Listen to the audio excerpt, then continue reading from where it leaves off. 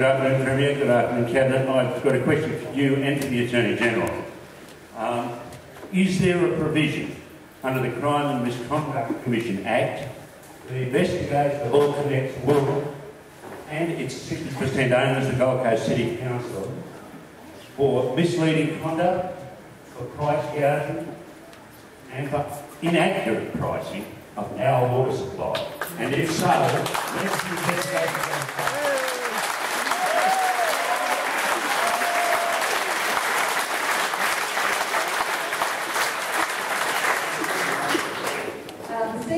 Has responsibility for investigating complaints of alleged misconduct for units of public administration. So local governments are included in that, as are state governments. In relation to the water entity, I'd like to get some further advice before I answer. I think it is, but I have to get some further advice before I give you an absolute answer, and we'll certainly get it for you if we can by this afternoon. Thanks.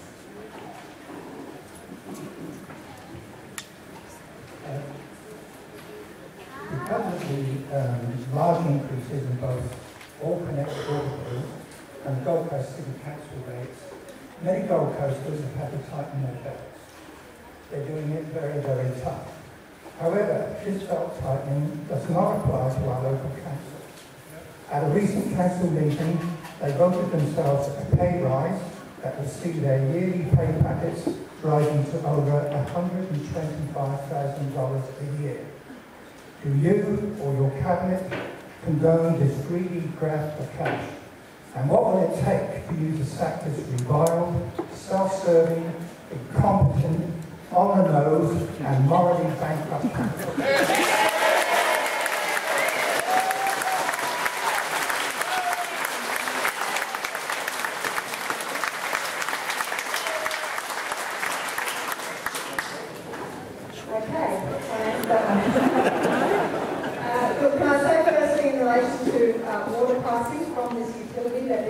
Of examples of other councils who are taking the money that is a dividend from the water and putting it back into rebates for people to minimise their bills, and that's something that's open for this council to do.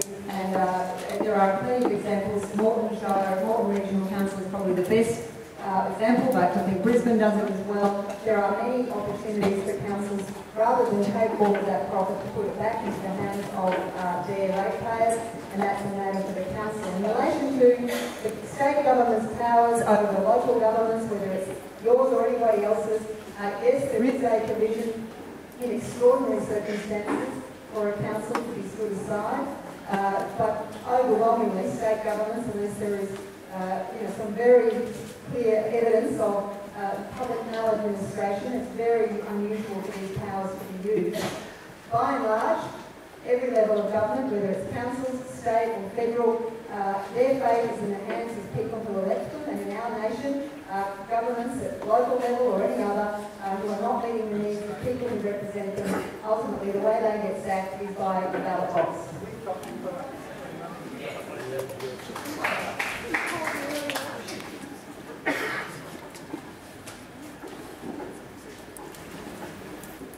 Hello, Premier and people. I have a commercial car wash business in Robina, which I opened 6 years ago. And just to give you an example, the cost of water into my business, which is no different to the household people, was 70 cents for a kilolitre coming into the house. At the moment, it is $2.68. The outage at the time was 85 cents, and at the moment it's $4.04. Now, you add that up, it's $1.65 from 6 years ago to $6.72 here on the Gold Coast. Now, this is going to rise by 23% in 2012 and up to 46% by 2013. Now, as a commercial business operator, and I'm not the only one that's suffering as far as the water issues, because it's one of the biggest issues here on the coast at the moment. But it's something that no one wants to take responsibility of it, whether it's the state government, the council or Allconnex. Now, I believe that it's true to the government and all those organisations, they need to sit down and in a diligent factor and organise how this can be amended to help the people here out in the Gold Coast. Thank you.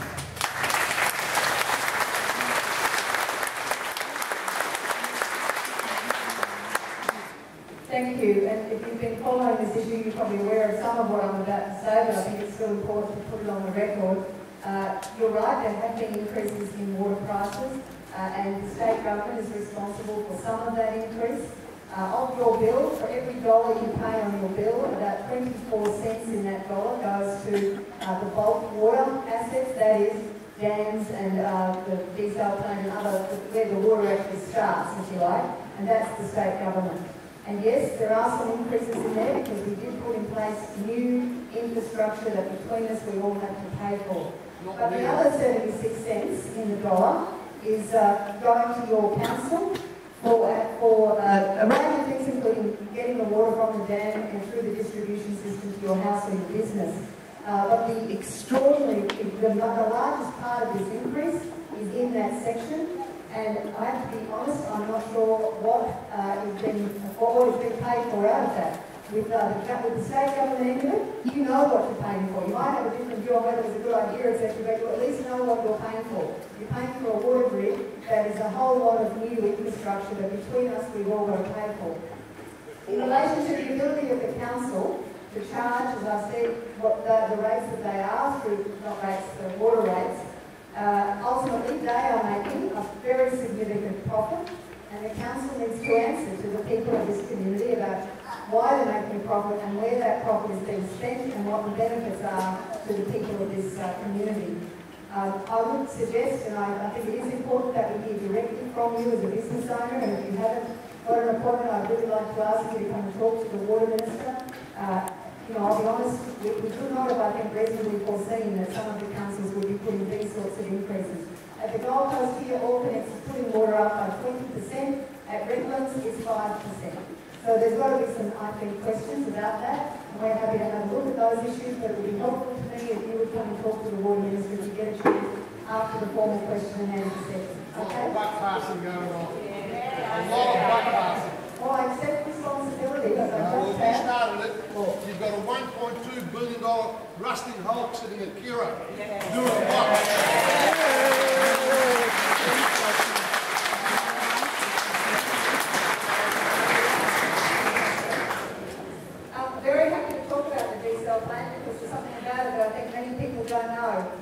During the recent floods and disasters, there were 2 times when it actually kept people across the whole of the southeast from having to boil water. We saw such turbidity in the water after the floods that it was undrinkable out of the Mount Crosby Dam, our Mount Crosby Treatment Centre, and the desal plant was put into full operation, and it meant that throughout those terrible disasters, people did not have to boil their water, which for many people who were without power would have been very difficult.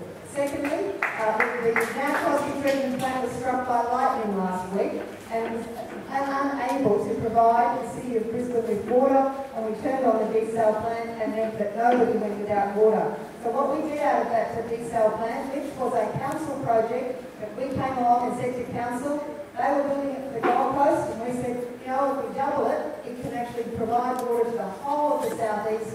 It is an insurance, it is a piece of insurance in our back pocket, and it's actually working right now to look after people and make sure they've got fresh, clean drinking water in the middle of even the worst disasters that we've ever faced.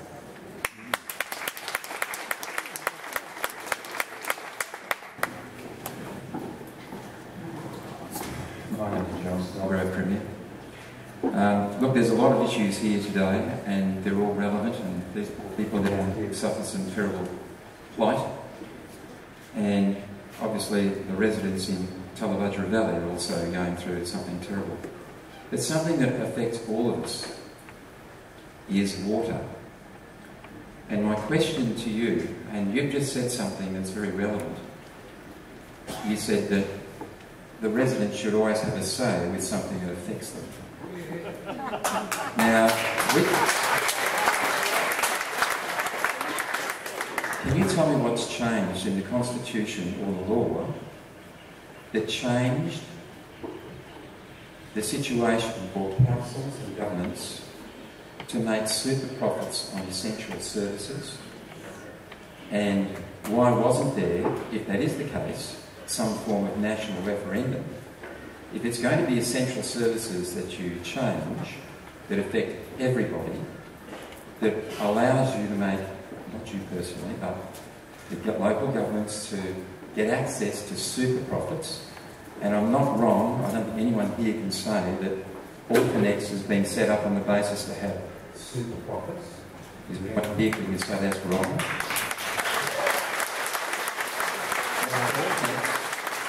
Have been set up to make super profits that by the government, super profits by the government, from the money that we put in, and that we own the superstructure for a start. We've already paid for that with our rates. Now, I'm a little bit at a loss. My real question is, what has changed to allow governments to make super profits that one by 5 authorities of the Gold Coast City Council that deal with the water situation? We've now got a 6th one that is only put there to, as witnesses, residents, protect the council from us complaining against super profits to take the questions away from them to our company. Now this doesn't seem right. If they are renting extra offices, if they are setting up themselves to run this thing, which all the job is, and correct me if I'm wrong, the only job that all the next head is setting up bills. Now, we don't need super profits to set up bills. So can you explain to me how that works and why it has changed without a national referendum where governments can make super profits on essential services? Okay.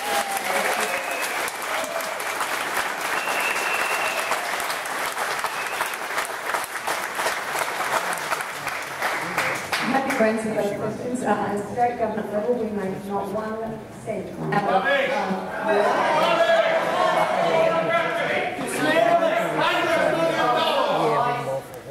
a state government level, we make no profit on our component of water. In fact, last year across the southeast, we made a loss because we made a commitment that the rate at which we would increase, and we will not increase above that rate, and use at a rate of recovery that is paying back the debt but without any profit on top of that. Other levels of government, local councils, and I'm sorry, I might not know what you were talking about when you said 5 years ago you thought something had changed, and I'm not aware of that, but I'm happy to talk to you about it a bit more. But there's not anything, no constitutional change that I've been aware of. We can't have a constitutional change without a referendum. But all levels of government have always been able to charge fees for services, and if they want to charge more for a particular service than it costs to provide it, so that they can use that money for something else, like paying for a library, they've always been able to do that. They've always been able to do that in your rates or in taxes, and the question, and I think you termed it super profits, the question is how much they do that. Not 20% every 6 months. And that's why there is a debate happening about whether the rate at which they're charging that is reasonable. And I think that is a reasonable question for the people of the Gold Coast to be asking the Gold Coast City Council. And that's something that they'll have to explain to you, and that you'll take as an issue to the ballot box. Move on. Give someone else a go. Oh, sorry, yes, sorry. I don't know about the 5. I'm happy to have a look at that. I'm happy to have a look at that, but the authority does more than send out bills. It's actually responsible for the distribution system, it's responsible for the maintenance, etc., the pipes that go to your house, and for building new distribution systems as the Gold Coast provides. So it does have bigger responsibilities, and that does have some costs, but whether it's what they're charging at the moment, I can't say. What I can say is that I applaud councils like Morton Regional Council that are taking those goals and paying it back to ratepayers in a rebate. And I've said on many occasions, I think the amount of profit being taken by the Gold Coast City Council is completely unreasonable, and I think they should be doing what Morton Regional trials do. And then I have to break up. Sorry, just before I take the question,